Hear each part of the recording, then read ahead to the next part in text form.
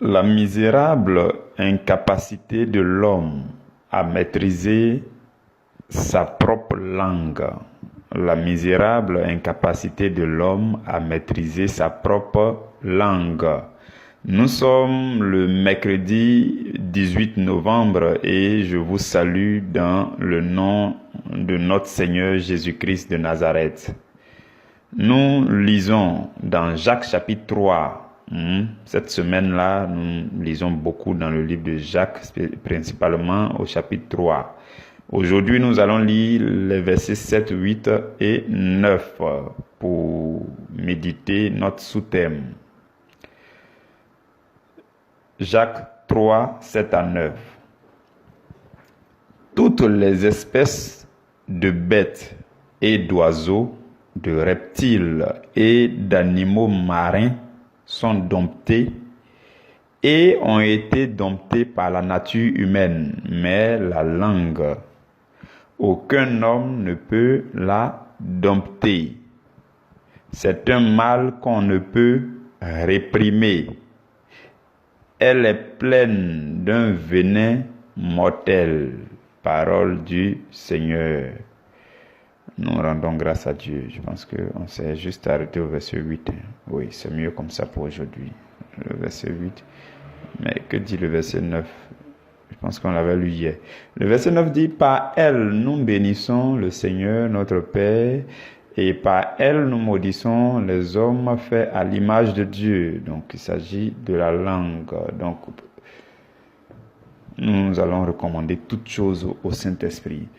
Merci Saint-Esprit, merci encore pour ta présence en ce jour. Merci d'être là. Merci parce que tu es là pour nous dire ce que Dieu veut nous dire. Viens et sois à l'œuvre au nom de Jésus. Amen. Frères et sœurs, notre sous-thème dit la misérable incapacité de l'homme à maîtriser sa propre langue. Donc, ce dont nous allons parler aujourd'hui est une situation un peu triste, incontrôlable, qui arrive à la nature humaine. La Bible dit que tout ce que Dieu a créé, comme les animaux, comme les oiseaux, les reptiles, toutes ces choses sont maîtrisées, domptées, maîtrisées, sont maîtrisables, domptables, contrôlables par la nature humaine, par les hommes. Donc Dieu a créé l'homme de telle sorte que l'homme peut maîtriser ces choses-là de la nature. Même un lion, les hommes ont... Dieu a mis en chaque homme cette capacité humaine de dompter un lion, de dompter même les animaux les plus féroces, de les dompter. Dieu a mis quelque chose là en l'homme qui permet de les maîtriser. Bon, je ne sais pas pourquoi l'apôtre Jacques prend cet exemple-là, mais par la suite, il nous dit au verset 8 que, il dit mais, vous voyez, le verset 8 commence par un mais. Ça veut dire que c'est une situation contradictoire qui va venir par la suite. C'est une situation contraire. Il dit mais la langue. Voilà. Donc il a fini de dire que la nature humaine peut maîtriser, peut dompter les animaux, les bêtes féroces, les oiseaux, les reptiles. La nature humaine peut les maîtriser. Mais la nature humaine ne peut pas maîtriser la langue de l'homme. Vous voyez, c'est ce qu'il dit. Il dit, mais la langue, aucun homme ne peut la dompter. Aucun homme ne peut maîtriser. C'est bizarre. C'est vraiment bizarre. Quand vous lisez tout le chapitre, vous allez vous rendre compte que quand il parle de langue, il parle de l'organe qui est dans notre bouche là. C'est de ça qu'il parle. Mais il peut arriver que dans la méditation,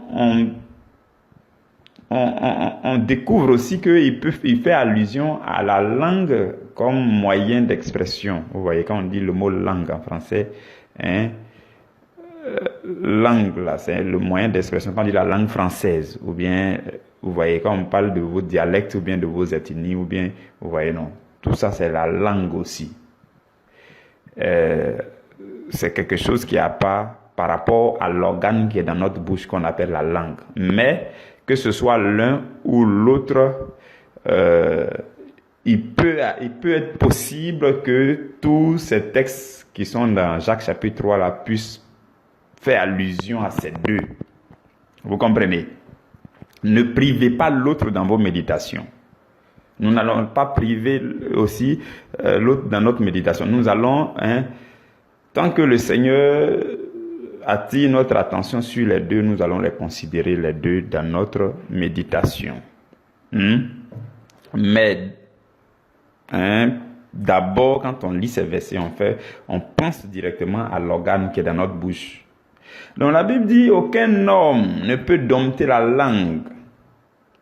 Quelque chose qu'on ne peut pas dompter, c'est quelque chose que tu ne peux pas empêcher de s'exprimer. C'est-à-dire, lui là, il ne demande pas ta permission pour s'exprimer. Quand il veut agir, là, il agit sans te demander la permission. Donc, à chaque bout de chant, tu es obligé de le calmer, de le maîtriser, de chercher à lui dire calme-toi, de chercher à lui dire. C'est ça. Quand on dit que aucun homme ne peut dompter la langue, ça veut dire aucun homme ne peut pas empêcher la langue de faire ce qu'elle veut faire. Et la suite dit c'est un mal qu'on ne peut pas réprimer. Tu ne peux pas réprimer ça, tu ne peux pas l'empêcher, tu ne peux pas le bloquer, tu ne peux pas le retenir. C'est un mal, c'est quelque chose qui contient un mal. La langue est un mal qu'on ne peut pas empêcher de faire ce qu'elle veut faire. C'est ce que l'apôtre Jacques est en train de nous dire à travers ces textes-là. Alors, hier, quand on était en train de parler de notre sous-thème, on a dit que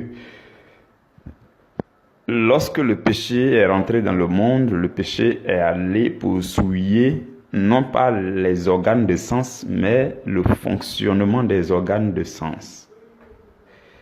Donc, le péché est parti souiller la chair. La chair, c'est l'activité, l'opération des organes de sens. Donc, le péché est allé là-bas pour les souiller. Et nous avons dit aussi que quand on parle de la langue comme organe de sens, il ne faut pas penser seulement au goûter, il faut penser au parler. Donc le péché est allé aussi pour souiller le parler. De sorte que le parler de quelqu'un qui est charnel n'est pas la même qualité que le parler de quelqu'un qui devient de plus en plus spirituel. Vous comprenez? Ceux qui sont spirituels là, même quand ils sont bavards de chez bavards, les choses qu'ils disent là, ça a du sens. Par contre, quand quelqu'un est charnel, quand il est bavard, il devient systématiquement ennuyeux. Vraiment, il devient compliqué à vivre. Il y a une différence, c'est la qualité de la langue.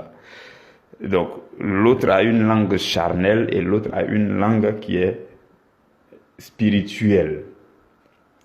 Donc, le péché a corrompu le fonctionnement de la langue, précisément au niveau du parler. C'est vrai, au niveau du goûter, ça peut être aussi corrompu quand tu es quelqu'un qui ne se contrôle plus, qui bouffe, qui mange sans retenue. Ça, ce côté-là, c'est la gourmandise. Mais il y a un autre côté où ta langue peut te faire dire des choses qui sont hors de la volonté de Dieu, des choses qui offensent les hommes et Dieu. Donc, quand vous lisez Romains au chapitre 7, l'apôtre Paul s'exprime. À partir du verset 21, l'apôtre Paul, bon, je vous épargne les autres versets, vous pouvez lire à partir du verset 13 par exemple.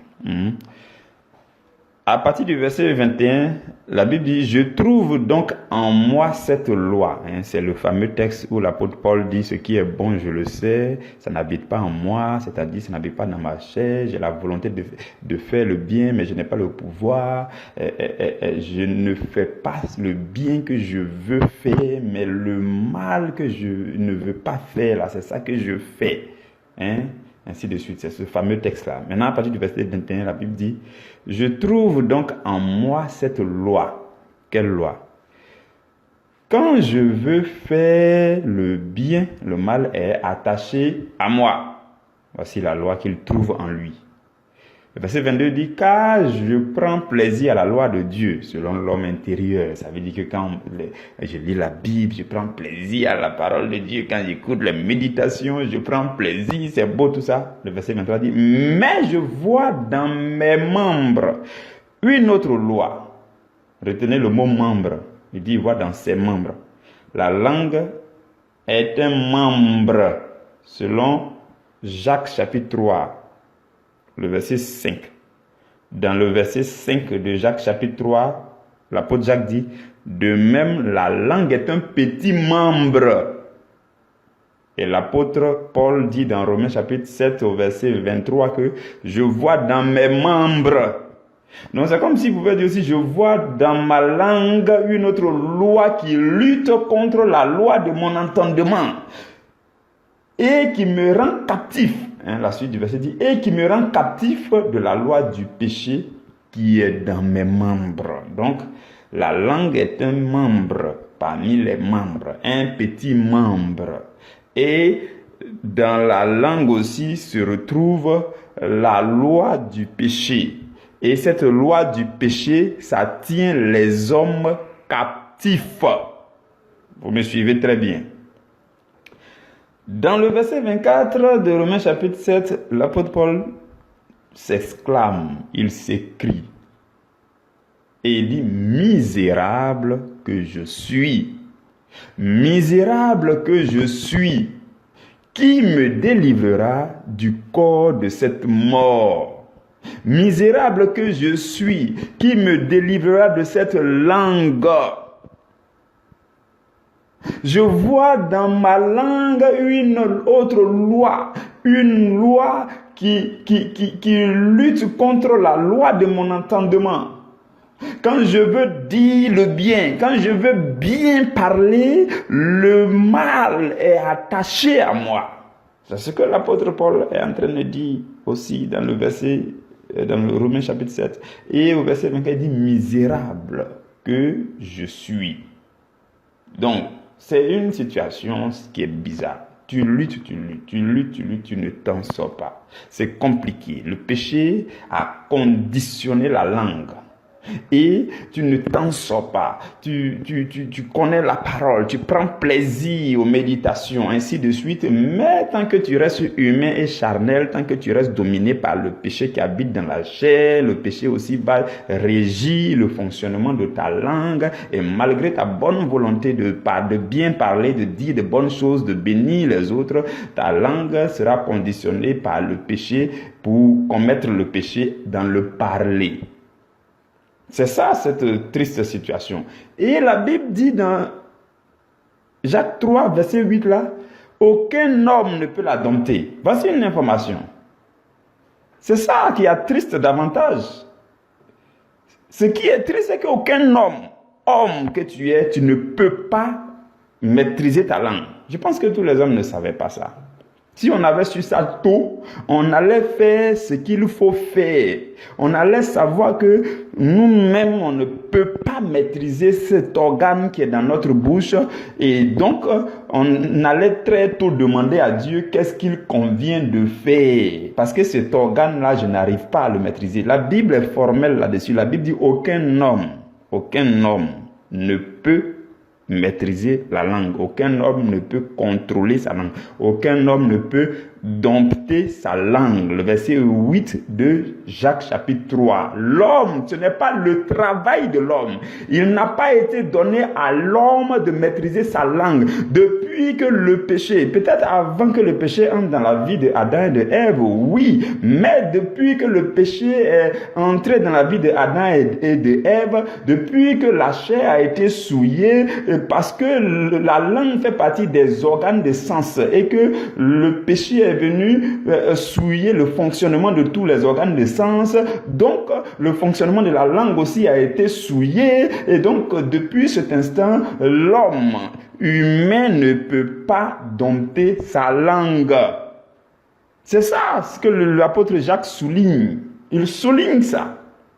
Il souligne ça. Il dit aucun homme ne peut dompter la langue.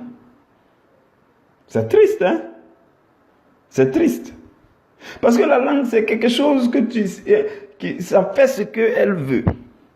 Ça fait ce qu'elle veut. Dans Ecclésiaste au chapitre 5, quand vous lisez le verset 6, la Bible dit, ne permets pas à ta bouche de faire pécher ta chair. Ne permets pas à ta bouche. En fait, même c'est pas la bouche en tant que telle, mais c'est la langue qui remue dans la bouche pour parler là.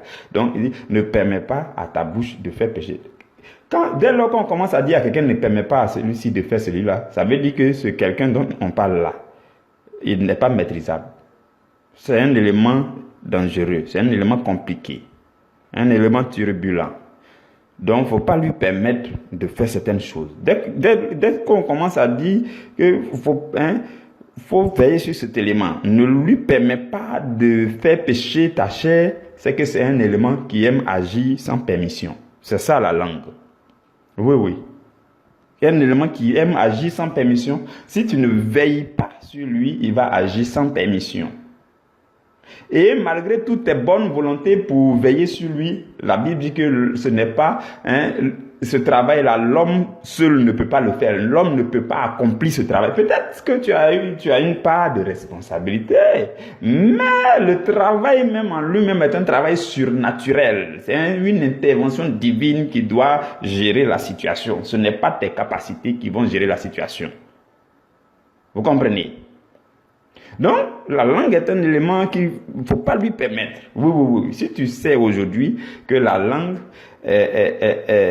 parce que le péché est entré dans la chair, la langue, le fonctionnement de la langue a été corrompu et que la langue peut remuer sans que tu lui donnes la permission et que c'est un élément qui aime agir sans avoir la permission, ainsi de suite, et qu'il ne faut pas lui permettre de faire pécher ta chair. Si tu sais tout cela aujourd'hui, ça veut dire qu'on doit ensemble chercher maintenant dans le Seigneur, c'est quoi la procédure. Parce que c'est ça que la langue fait. Et la Bible dit dans Proverbe au chapitre 18, la Bible dit, celui qui répond avant d'avoir écouté fait un acte de folie et s'attire une confusion. Regardez un exemple de comportement de la langue. Proverbe 18, 13. Celui qui répond. Donc, c'est ça que la langue fait souvent. Souvent, tu réponds avant d'avoir écouté. Je ne sais pas si ça vous est déjà arrivé. Tu réponds avant d'avoir écouté. Il faut écouter d'abord avant de répondre. C'est ce qui est normal. Donc, il nous arrive de répondre avant d'écouter. On est pressé. Je vous donne un petit exemple rapidement. Ça fait un peu rire quand même. Je devais emprunter un taxi. J'arrête le taxi. C'est un monsieur âgé qui est dans le taxi. C'est un doyen, quoi. Voilà. Et je lui indique l'endroit où je vais. J'ai dit, je ne maîtrise pas là où je vais, mais c'est après le rond-point de Liberté 6 là. C'est un peu devant là-bas. Avant le pont. Il ne m'a même pas laissé terminer. Non. Il dit, non, je connais un mot, on va partir. J'ai dit, en fait, laisse-moi t'expliquer. Il dit, non, moi, ça fait 10 ans que je roule taxi ici, dans la ville. Je maîtrise la ville, il faut monter, on va partir. J'ai dit, ah bon, mais tu me laisses expliquer quand même. Il dit, non, faut monter. D'accord, papa. Je suis monté. Il a roulé. On arrive dans un endroit, il me dit, est-ce qu'on n'est pas encore arrivé? Je lui ai dit, non.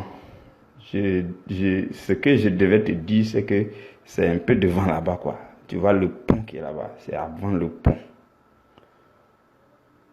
Il dit, non, mais c'est ici. Je dis, non, c'est pas ici. Je t'ai dit, il faut me laisser écouter. Tu ne m'as pas laissé écouter. C'est là-bas que je vais. Si tu ne m'as pas envoyé là-bas, je ne donnerai pas ton argent.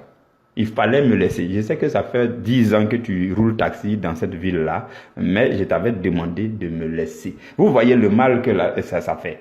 La langue veut tellement remuer que quand les autres sont en train de parler, ils n'ont même pas encore fini de parler. La langue veut répondre. La Bible dit celui qui répond avant d'avoir écouté fait un acte de folie et celui-là s'attire la confusion. Ce jour-là, les taximètres étaient dans la confusion. Je leur ai dit, papa, pardon, il faut avancer, on va partir. Allons seulement, tu vas me descendre et puis, mais la prochaine fois, il faut écouter quoi. Et puis, on va mieux t'expliquer. Vous comprenez? Donc, c'est un acte de folie. La langue veut remuer. Et ça veut tellement remuer. Alors que la chose la plus normale, c'est que les oreilles écoutent d'abord. Donc, c'est vraiment des situations malencontreuses, immaîtrisables, incontrôlables, difficiles à dompter.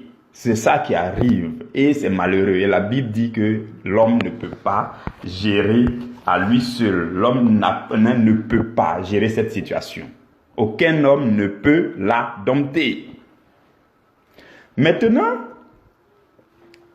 toi et moi, la remarque qu'on peut faire, c'est que les hommes font quand même pas mal de choses pour réussir à dompter la langue. Et je pense que ce n'est pas mauvais. Oui, toi et moi, on le sait. La solution basique qu'on a découverte dans nos sociétés, c'est que quand on a commencé à grandir, on dit envoyez-le à l'école, il va apprendre les langues. C'est ça. Envoyez-le à l'école, il va apprendre les langues.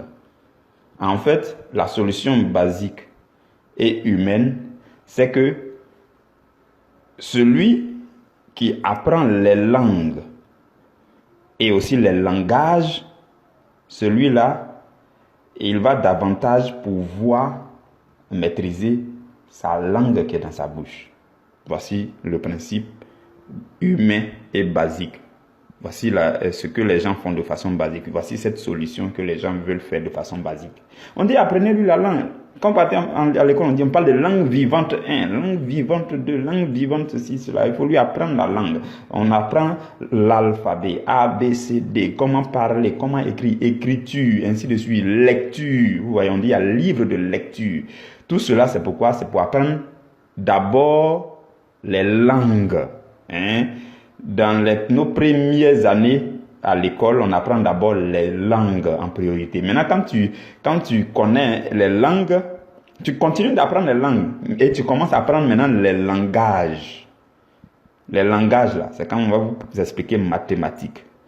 Le mathématique, c'est un langage. Ça veut dire que dans chaque domaine maintenant, comment on s'exprime dans ce domaine, là, on parle de langage. Donc, les hommes ont estimé que en apprenant les langues et les langages, on peut parvenir à maîtriser notre langue. Ça, c'est ce que les hommes font. Ce n'est pas mauvais, mais c'est une solution insuffisante. Ce n'est pas mauvais. La preuve, vous voyez des gens, ceux qui font le droit, ou bien ceux qui maîtrisent les langues, qui ont fait la philosophie, les trucs, ils deviennent quand même matures, ils savent quand même parler, ils font de beaux discours, c'est bien, c'est beau, ils arrivent à être éloquents, c'est bon parce que leur éducation, même sans Jésus-Christ, leur éducation leur a permis quand même d'apprendre à parler.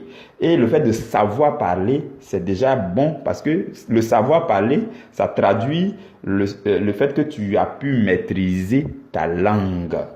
Mais ce n'est pas suffisant parce que malgré le doctorat des gens en langue là, quand tu regardes dans leur vie, tu vois que il y a encore des erreurs qu'ils commettent dans le parler, dans la langue, ainsi de suite. Leur langue les conduit encore dans les péchés, ainsi de suite, tant qu'ils n'ont pas Jésus-Christ. Vous comprenez? Donc c'est une solution qui est bonne, le fait d'apprendre les langues et les langues humaines et les langages dans le monde, le fait de les apprendre, de les connaître, c'est un bon pas pour que quelqu'un puisse maîtriser quand même sa langue. C'est bon. Mais c'est selon les hommes. À compter de demain, nous allons voir selon Dieu comment est-ce qu'il faut procéder. Si tu étais dans un bon élan d'apprendre les langues, le vocabulaire de l'anglais, du français, l'orthographe, les trucs comme ça, tu étais versé dedans dans le but de maîtriser. Parce que quelqu'un qui peut choisir ses mots pour s'exprimer, on dit que ce quelqu'un-là maîtrise les langues.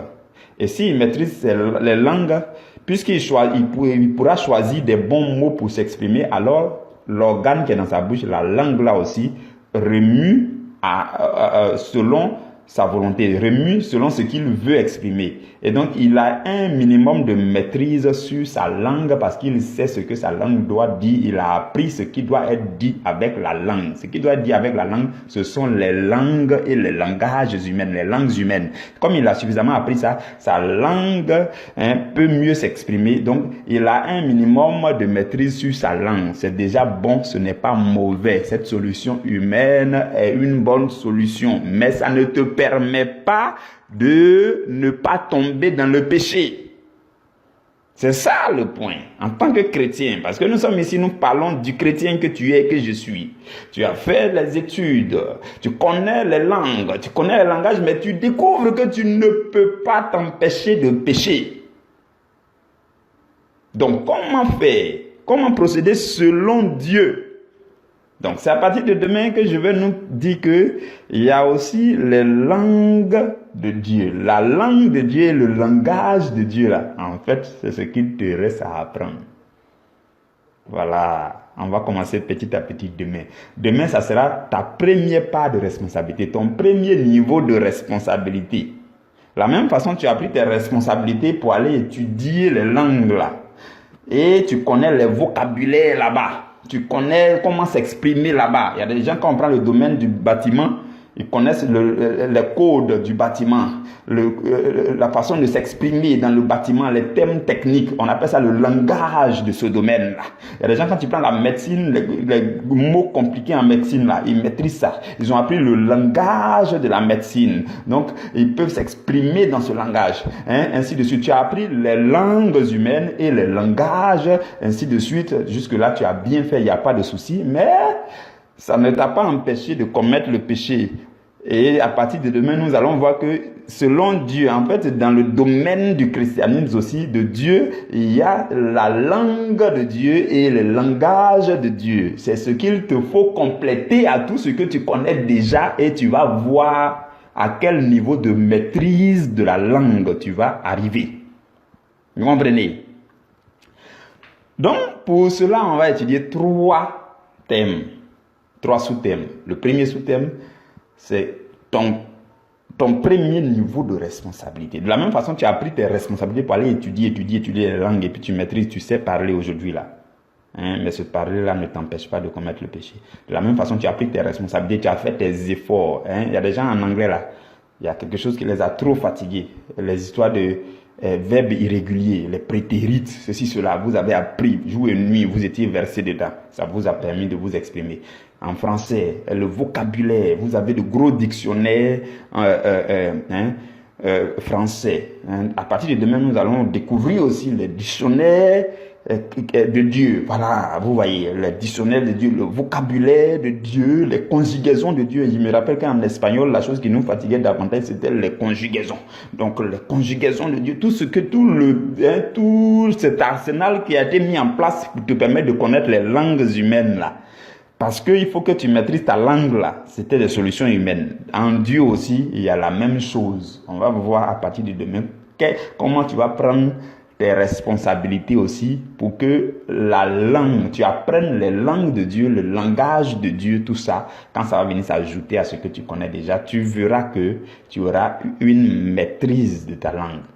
Mais ça ne viendra pas de toi. C'est pour ça, la première chose qu'on va étudier demain, c'est le premier niveau, ton premier niveau de responsabilité.